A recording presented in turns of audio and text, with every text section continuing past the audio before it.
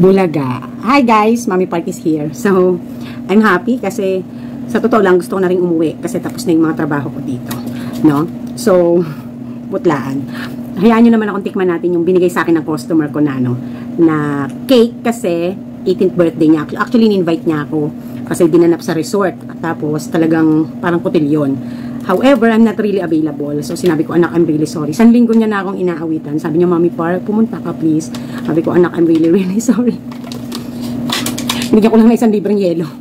Kasi uminom pa sila. Tapos, yung mga barkada niya, bumili dito. So, yung batang yon ay 18 years old na ngayon. Actually, nakabase ang kanyang kapatid and kanyang mother sa Dubai. So, kaya tinatapos lang niya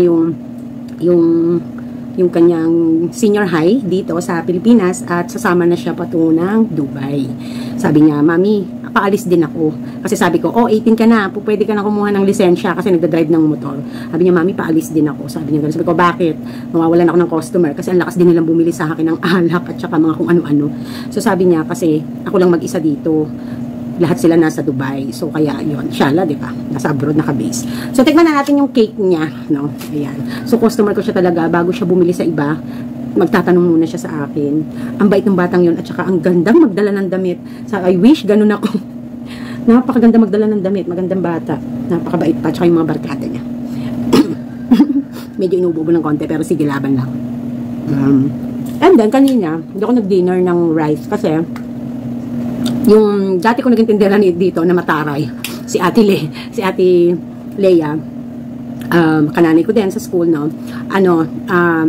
Nagbigay sa akin ng spaghetti, tapos palitaw. So, yun ang kinain ko ng merienda, and then yun din kinain ko ng dinner. So, marami akong mga customers dito na nagbibigay sa akin ng mga pagkain. Napaka-sweet nila, diba? Lalo na si Ate Ning, every time na may occasion, magugulat na lang ako, binibigyan ako rito. So, ganun kababait ang mga customers ko at ang aking mga kapitbahay. Minsan, bibigyan ako, nagugulat na lang ako. So, nakakatuwa, no? Yan. Ay, gusto ko yung cake, hindi masyadong napakatamis kahit chocolate yung flavor.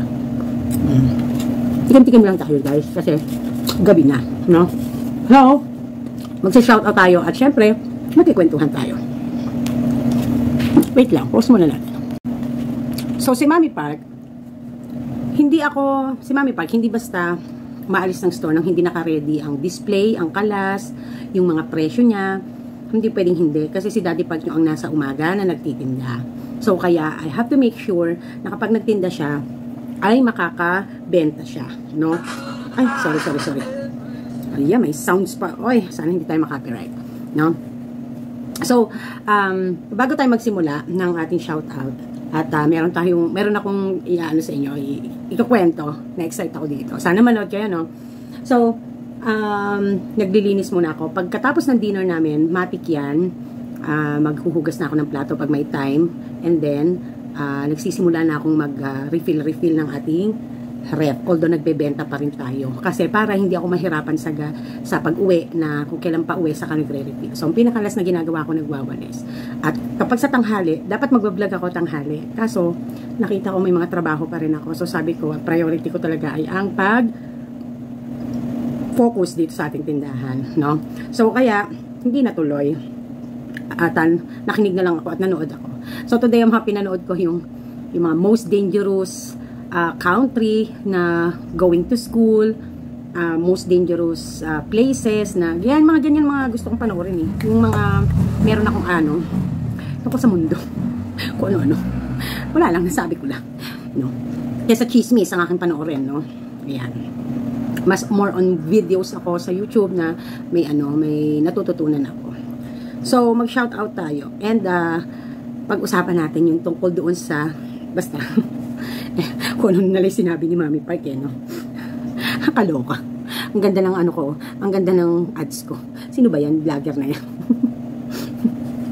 Ang ganda ng ads ko, sakto. Kasi pumunta ako dun sa last vlog natin, sa isa kong cellphone, kasi dun ako mag-shoutout kasi ayokong pumwesto dito sa may lapi. Okay, skip na nga natin yan. Okay, thank you everybody for making my video 1.2 views 2 days ago. Hindi ko yan ine-expect kasi dati ang mga views ko lang nasa 500, 600, 300, no? Ilang araw na ganun pa din. So naggulat ako na nagwa 1,000 na mahigit siya. Na-miss niyo ako, no? Yan. So, maraming salamat po, no? Maraming salamat sa inyong lahat at sa mga tax viewers ng Mami Park. So, sana yung mga tax viewer natin ay sana manonood din kasi para din ito sa, wala lang, i-share ko lang din sa kanila. Okay.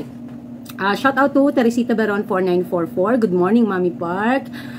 Odna Lore, hello Mami Park. Mira Flor Basada, always watching Mami Park. God bless. God bless din po sa inyo. Ellen Pilar, hi Mami, always watching. Miss your vlog. Also shout out to I love you Ellen Pilar. Thank you very much. You are always present. Thank you. Alaya Craze Benevista Verga. Sabi niya, hello Mami Park, happy Friday and happy selling and more selling po sa store mo. Isa rin po ako sa nag-aabang ng bagong vlog mo, ma'am. Ayan, may abangan ka na naman. Ricky Anuevo, ito, no, nakabase sa abroad. God bless you always, Mami Park. Saudi yata si Sir Ricky. Juanito San Mateo, sabi niya, hi Mami, musta po? Madalang po kaming makanood sa'yo. Madalang pa yan pero laging nasa comment tong si Sir Juanito.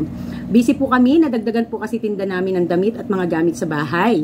Gumagawa din kami ng doormat at pot holder. Ayan. Alam ko taga Pampanga si Sir Juanito. Thank you Sir Juanito Alam niyo po kung malapit lang po kayo, order ako ng pot holder and basahan kasi mabili yan po dito dahil maraming kabahayan dito. At isa po ako sa malakas gumamit din yan, no? So, sayang para sana nakaka-order din ako tsaka maibenta ko din dito sa tindahan ko. Yan. So, eto yung last, no? Si Beverly Regacho. Ayan.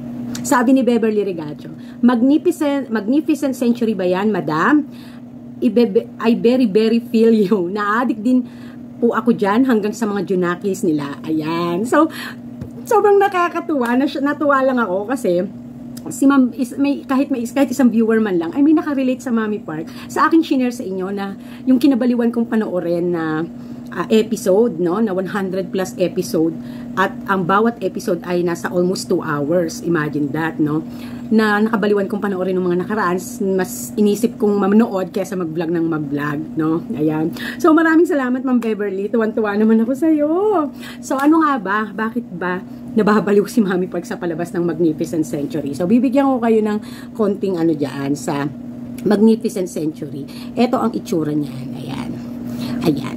Kaso baligtad. Ayan. Kita ba? Ayan. Magnificent Century, no? So, okay, bibigyan ko kayo ng ng brief history or brief story, from this Magnificent Century TV show, no? So ito ay available na sa ating YouTube. So 15th century naganap itong palabas na to ay around 14th to 15th century. So ito ay naganap sa Turkey. So ang namumuno those times, sa palabas na to, ay si Sulaiman Hankan. Hindi ko mabig kasi. So, si Sulaiman, siya siyang Muslim. So, those time, ang Turkey ay Muslim country. No?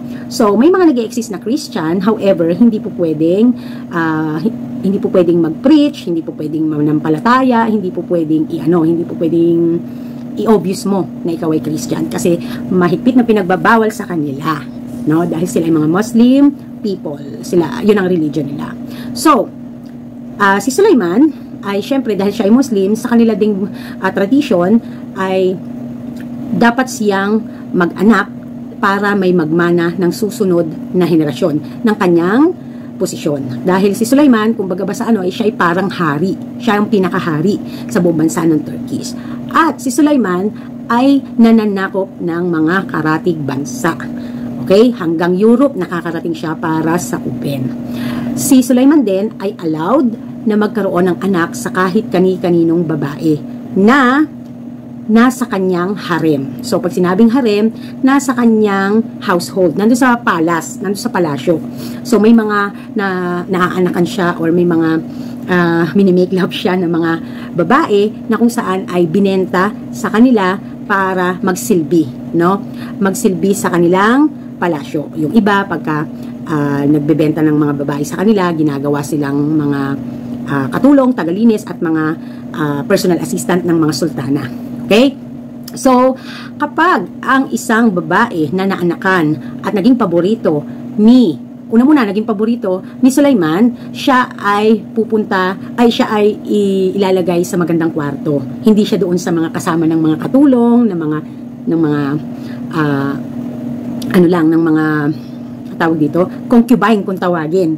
Ang ano nila kasi diyan concubine ang kanilang term, no? So si Sulaiman kapag Thursday yata at kabilugan ng buwan, meron siyang araw na pwede siyang pumili ng babae na pwede niyang makachukchak chenis, no? So kapag ikaw ay naging napili, kung ikaw ay nasa harem at napili ka and then naging paborito ka, doon ka malalagay sa magandang kwarto. Hindi ka na mabibilong doon sa mga normal lang na mga concubine. And then, syempre, bibigyan ka din ng magandang bihes, no? At bibigyan ka ng mga alahas at mga kung ano-ano. Yon. And then, kung sakali naman na mabuntis ka ni Sulaiman, ikaw at lalo na't nag-anak ka ng lalaki, basta naging nakapanganak ka na, naging nanay ka na, at naanakan ka ni Sulaiman, ikaw ay pwede nang tawaging sultana. Okay? So, pwede ka nang tawaging sultana. So, isa sa mga naging babae ni Sulaiman ay nakalimutan ko yung pangalan. Marami meron siyang isang babaeng una, pero hindi sila nagkaanak, pero hindi na siya nabalik ng dun sa mga yung kumbaga hindi na siya paborito pa rin siya, although wala nang nangyayari sa kanila, hindi sila nagkaanak yata, namatay. So lagi siyang nasa side, or lagi siyang kasama nung kapatid ni Sulaiman na si Sultana Hatice, no? Si Sultana Hatice kahit walang anak, sultana pa rin siya kasi sultana siya by blood because siya ay royal blood. But you can able to be a sultana if you are naanakan kahit hindi ka by blood, no? So kaya Sultana Hatice pa rin ang tawag din sa kapatid ni Sulaiman kasi nga sila ay sultana na talaga, no? Magiging sultana ka lang din kung galing ka sa harem, concubine ka, naanakan ka ni Sulaiman. So isa pa sa mga naging isa sa unang naanakan na babae ni Sulaiman ay si Mahidevran. So kapag siya yung unang naanakan at nagbigay ng lalaking anak, siya ay isa sa parang ituturing na Haseki Sultana. So pag sinabing Haseki Sultana, siya ay nanay ng tagapagmana ng trono. Yorn. Ngayon, nagkaroon siya ng anak na isa. Ang pangalan ay si Sesaide o Prinsipe Mustafa. Okay? So, ang next naman na naging babae ni Sulaiman na nakuha niya galing sa mga concubines na nahandun sa kanila ay si Hurrem. So, si Hurrem ay galing siya ng Romania. Siya ay Romanian at may mga bandits na mga bandido na mga inano sila ng gulo sa lugar nila at sila ay dinukot at nadala at napunta sa Turkey. Okay? So, si Hurrem ay isang Christian at isa siya sa napili ni Sulaiman. Actually, ang pumili kay Sulaiman ay si Ibrahim. So, si Ibrahim ay kanang kamay ni Sulaiman. Si Ibrahim din ay Christian. So, converted siya into Muslim. Naging friend and naging kanang kamay siya ni Sulaiman. So, actually, maraming sa kanya, Ines, kasi nga, converted Muslim lang siya. Hindi siya talaga natural, inborn na Muslim. So, kaya marami nainggit na Ines. No? Uso naman ngayon yan, nainggit na Ines. So, dahil nagwagi sila sa isang gera ng pananakop, no, isang beses, ay it's time to celebrate. So, pagka-celebrate nila, nagsa-celebrate sila, so kailangan ay mabigyan si Sulaiman ng babae na magiging kaligayahan niya. Ganyan. So, bakit hindi si Mahidevran? Dahil total naman may anak na sila, sultana na si Mahidevran. It is because nasa traditionals nila na hindi lamang sa isa mag-aanak. Unless, choice ni Sulaiman, choice ng hari, kung gusto niya na mag-stick to one lang sa isang babae. Pero nature na sa mga Muslim, sa kanila noon pa, na pupwede siyang mag-asawa or mag-anak ng mag-anak. Pero ang alam ko, kay Sulaiman lang legit yung gumagana yung batas na yon, no? Those times. So, si Hurrem ang napili ni Ibrahim na irigalo kay Sulaiman. Actually, uso sa kanila pag nag-celebrate, nag-entertain, nagsasayaw. So, kapag may hawak si Sulaiman na handkerchief na panyo na violet, at yan ay kapag ibinato sa'yo na ibato or naibigay, ibig sabihin, ikaw ang kanyang magiging labi-dabi-dubs sa Thursday night. Yun na yan. So, napili si Hurrem, no? And then, na-inlove siya kay Sulaiman. Na parang galit siya, pero na-inlove siya kay Sulaiman. So, nung may love siya kay Sulaiman, so, syempre, lahat ng mga babaeng madidikit kay Sulaiman ay talaga nagagalit siya. Although, syempre, siya naman ay kahit papaano, kinokontrol din niya yung sarili niya. Kasi, syempre, siya ay concubine lang, no? Hindi siya sultana, no? Siya ay concubine. Okay, and then, marami pang mga naging babae sa palabas na to, si Sulaiman. So, mag-focus tayo kay Hurrem. Kasi si Hurrem ay, siya yung pinaka-ano ng character na to. Pero hindi ko masyadong ikikwento sa inyo. Alam niyo po kung bakit? Kasi, kung gusto niyo masira ang buhay niyo at gusto niyo panoorin to, ang schedule niyo, itong palabas na to, eh, kayo na ang mag-found out kung bakit nagustuhan ng Mommy Park ang palabas na ito. Pangalawa, so yun. So, pagdating naman sa politics, no? Pagdating naman sa politics sa kanila, so sa kanila ay nagtatalaga si Sulaiman ng mga bizer, parang bizer ang tawag, no? Parang ang tawag sa kanila ay Pasha kung tawagin. Halimbawa, Ibrahim Pasha, Ibrahim Mustafa, ganyan. Pasha kung tawagin. Ibig sabihin, ito yung mga council ng isang hari, no? No, so sila yung may kanya-kanyang trabaho na ginagampanan. So parang sa atin, kung may presidente, merong mga senador. Ganon, no? And then, pagdating sa politics, marumi din ang politika sa nila. Kasi parang ganyan yan. Pagka parang magiging hadlang sa kanilang posisyon, eh syempre, mag-again sa isa't isa yan, mga gagawa yan ng mga paraan para mapatay, mamatay, or whatsoever pa. So, syempre, ginagawa nila in secret para hindi obvious. Kasi, syempre, mapaparusahan sila. Noong mga panahon na yon, napakatindi ng parusa, no? Pugot ulo, putol kamay, babatuhin sa pampublikong lugar, babatuhin ng mamamayan, babatuhin ng lahat, or kaya naman ay yung lalatiguhin. Ganon. Yun ang mga sa kanila, yun ang mga parusa. So, yan yung type nilang politiko nila. Pero, pagdating sa mga batas, no? 'Di ba si Sulaiman ay nananakop ng mga karatig bansa. Pagdating sa kanilang batas, ay syempre, kahit papaano ay sinusubukan ni Sulaiman na maging patas at maging tama ang kanyang mga desisyon at ang kanyang mga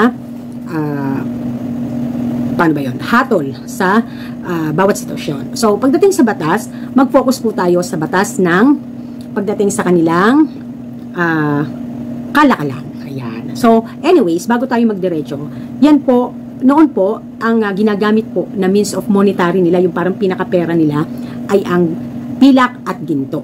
So, noong pamanding mga panahon na yan, ang ginto ay napakahalaga. At kahit ngayon namang panahon na to, ang ginto, kapag nag-invest ka, o diba, malaking bagay, isa sa mga pinipili nating investment ay ang mga golds. So, kahit nung araw pa, ginto ang pera, at mga palamuti nila, mga imagine, minsan sintro na lang, ginto pa. Halos lahat ng bagay sa kanila na mga ay ginto.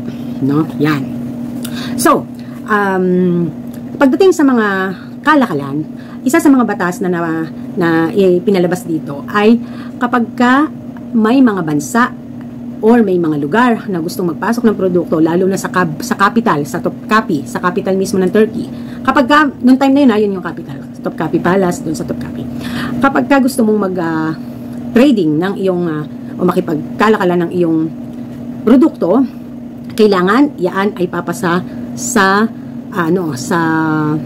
batas, no, yung naaayon sa kanilang relihiyon. So, also, kung ikaw naman ay nagbebenta ng yung mga basic needs na ng mga tao sa mga Turkish people, mga Muslim people, nahandyaan na ang unang-unang pinakita dito ay ang pagdating sa batas sa tinapay. So, sila may 3 ingredient lamang na naaayon sa batas nila ang paggawa ng tinapay. Kailangan tama ang timbang din dahil kapag may market master na nagpunta at chinek ang mga produkto doon at nakitang may paglabag ka, ikaw ay parurusahan in public. It's either pupugutan ka ng ulo or makakatikim ka ng hampas, yung latigo. So, yon, diba? So, ganun kahigpit noon. Ngayon, pag ikinumpara natin ngayon, wala na minsan sa standard ang mga produkto. So, sa kanila noon, ang tinapay ay kailangang naaayon sa batas at tradisyon at sa kanilang Quran. No? Kasi Quran ang kanilang parang pinaka-Biblia, diba? So, yon. At si Allah ang kanilang,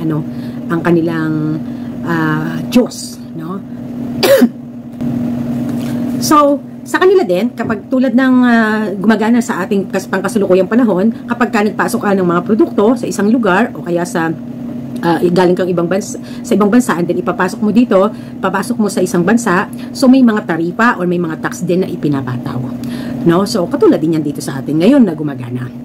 So, doon, sa ano din, sa panahon din na yon, kapag kami nasakop ng mga bansa or mga lugar si Sulaiman, no, kasama ng kanyang mga military, minsan, doon sa mga bansa na yon, tulad na halimbawa gawing Rome, no, France, ganyan, sila ay, kung may mga doon nakatalaga na nahari at reyna, at kung hindi against sa kay Sulaiman, hinahayaan na nilang manatiling nakaupo ang mga hari at reyna. However, when it comes to Christian, kasi usually yung mga ibang nasasakop nila ay Christian country, pinapayagan naman nila na na manatiling Christian ang mga tao, hindi naman nila pinipilit na mag-convert into Muslim. However, kapag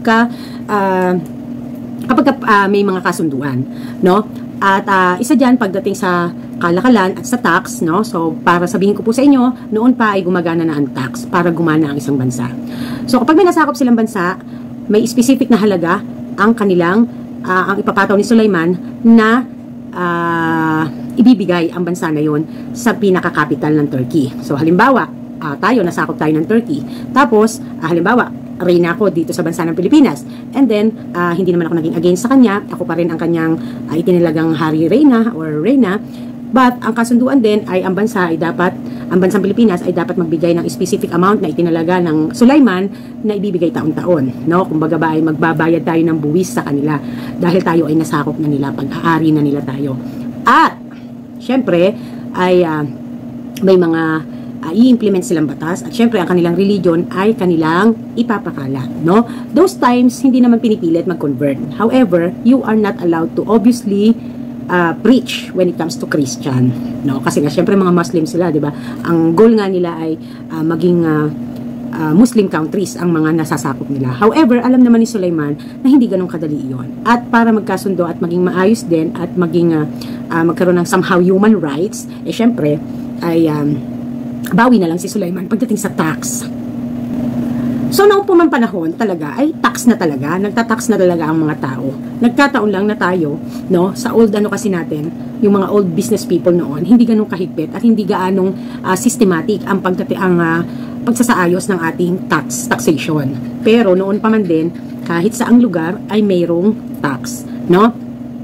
Ang pinakaunang klase ng kalakalan ay barter. Ibig sabihin, kung hindi pa noon na-implement ang tax, hindi pa na-invento ang tax, ang unang klase ng kalakalan ay yung barter change. Ibig sabihin, kung may manok ka, may baboy ako, gusto ko ng manok, gusto mo ng baboy, magpapalitan. Parang ganon, no? Yun ang unang kalakalan na nangyayari nung panahon, nung mga unang panahon. Nang maimbento ang monetary or yung parang pinakagagawing medium para sa kalakalan, tulad na lamang ng sa atin ngayon pera, nung araw ang pera ginto at pilak. Yan ang kapalit. So napakahalaga ng ginto nung araw. Nung mga panahon ng mga ganyan, mga 15th century, 14th century, mga bago pa lang basta yung mga ganung panahon. So noong pa man din gumagana na ang tax, no? So naano din sa palabas na ito ay ang kung magpapasok nga ng mga produkto ay may specific na tax na ipinapataw. And then, pumasok ang kape sa bansang Turkey dahil din dito sa palabas na to ay late 16th century or late 15th, basta between almost 16th century na. Early 16th century or early 16th century ay pumasok ang kape sa bansang Turkey, no? Specifically sa capital. So, hindi ko alam kung fictional na lang ang ginawang palabas dito sa Magnificent Century, pero yung isang aga o assistant ni Hurrem Sultana ay nung mag-retire na sa kanya sa pagtatrabaho. So, sa kanila kasi, kapag naging matapat ka at naging maayos ka at magre-retire ka na, sa kanila kasi ay binibigyan na nila ng palasyo, binibigyan na nila ng pera, sinisigurado nila na yung retirement nila ay magiging maginhawa. So, dito sa atin, kapag nagre-retire, hindi tayo kayang basta paginhawahin ng SSS.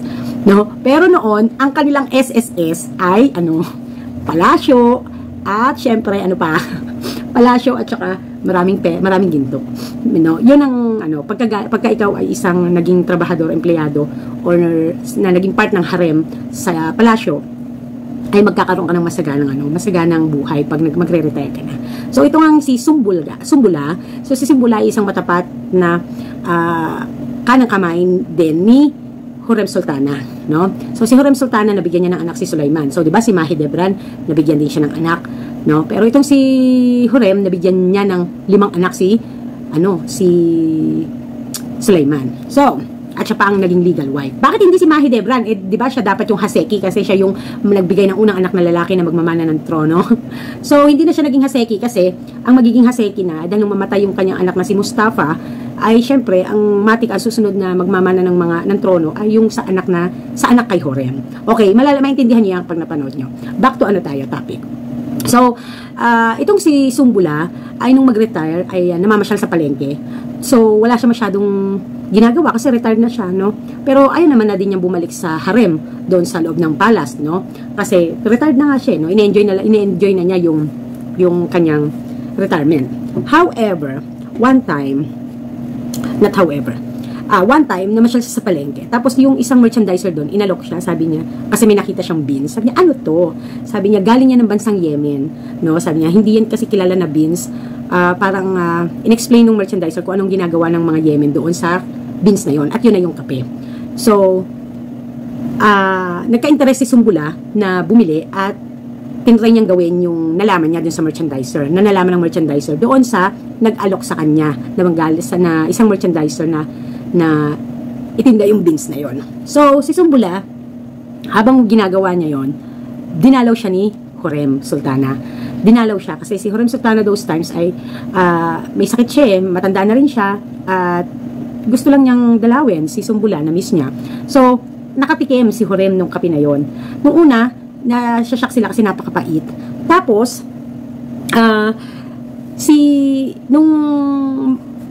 nung araw kasi sa kanila, yung Turkish Delight na tinatawag, meron silang sikat na Turkish Delight.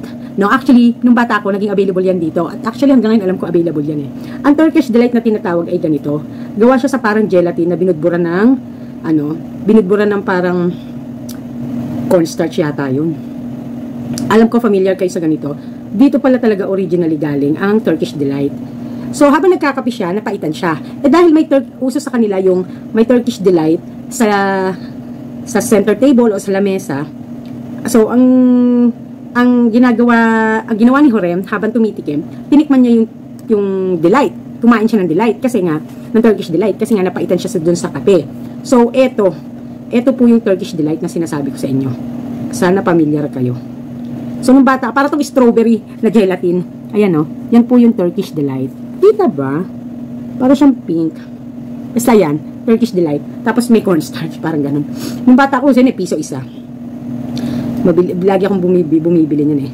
So, na found out ni Hurrem na ang Turkish Delight ay magandang partner sa kape. Dahil nagsasama ang tamis at pait. So, at nakakapag-boost ng alertness, na parang nagiging alert, nagiging awake. Diba, nakakagising nga ang kape kasi nga caffeine siya. So, kaya, nung minsan na dinalaw siya ni Sumbula sa palace, dinalhan siya. At those time, mas fine yung ginawa ni Sumbula, mas pinino niya. Kasi those time siguro, yung natikman ni Hurrem ay medyo, kumbaga ba sa ay granule. Diba? Parang medyo buo-buo. Tapos, mas pinino ngayon ni Sumbula, at dinala niya sa palace nung dinalaw niya si Hurrem. Tapos si Hurrem naman, pinatikim niya si Sulaiman. And then, syempre, pinag-usapan nila na kailangan pa rin na i-check mabuti yung produkto na yon kasi baka mamaya ay against sa kanilang tradition, sa kanilang relihiyon. Yan. So, ganon. Ganun lang yung kwento nun. No? Pero maganda po siya kasi doon mababanggit yung mga iba't ibang batas, politics, betrayal, mapa-personal love, betrayal, lahat na nandoon. Kaya gusto ko yung palabas na yun. Kaya nga po inulit ko lang yun eh. Inulit ko lang nung nakaraan. Kaya hindi ako nagbablog masyado kasi mas focus ako manood nun. So maganda siya talaga. So kaya ko lang naman naikwento sa inyo. Wala lang, para patas tayo, mapuyat din kayo. Charot. So yun. So thank you to Beverly. Thank you to Beverly kasi imagine that. Siya yung nag-iisang nakaka-relate sa akin din sa palabas na Magnificent Century, no? At kaya po napakatagal ng episode na yan, napakahaba. Gawa po kasi hanggang sa mga anak nila ni Hurrem ni Mahi Devran, hanggang sa mga anak at mga naging apo, ay kasama doon sa episode, no? At kung sino yung mga namatay. So, magugulat din kayo kung paano halos lahat ng anak ni Horem ay namatay. At kung paano namatay. So, sino magmamana ng trono kung pati anak ni Horem ay mga namatay. Namatay si Mustafa, yung anak kay Mahi Devran ni Sulaiman, na dapat siya ang tagapagmana, and then namatay din yung panganay na anak ni Horem na lalaki, and then namatay din yung sumunod. Malalaman nyo pag napanood nyo, no? So ang tangi ko lang maano sa inyo ay, alam ko 139 episode yun yun nga, yan no. So, ang haba ng achuchuchu ng Mommy Park. Okay? So, saka ako nakayuan, no? Yan lang ang aking tanging kwento. No? So, gusto ko siya ikwento nung sunod-sunod at elaborate kasi napakahaba, napakatagal. Kaya, manood na lang kayo kaysa magkwento ko, di ba? So, yun. So far yan lang. At sa susunod ay tayo ay mag-vlog ulit. No? So, actually, bukas ay alis ako. Pupunta ako ng munisipyo kasi sa maniwala kayo sa hindi, ngayon pa lang ako kukuha ng business permit. Why? So, malalaman nyo yan. So, saka na tayo mag-usap. Kasi bukas ay mag-start na akong mag-ayos. Kasi mahigpit na dito, kailangan mauna muna ang fire bago makapursu na mabigyan ng business permit. Actually, dapat February pa ako mag-comply. Kaya lang kasi, hinihintay ko nga yung business permit ng establishment. Okay? So, yan ang i-update ko sa mga susunod na araw. Okay? So, this is Mommy Park and this is Team Park. Fighting! Bye!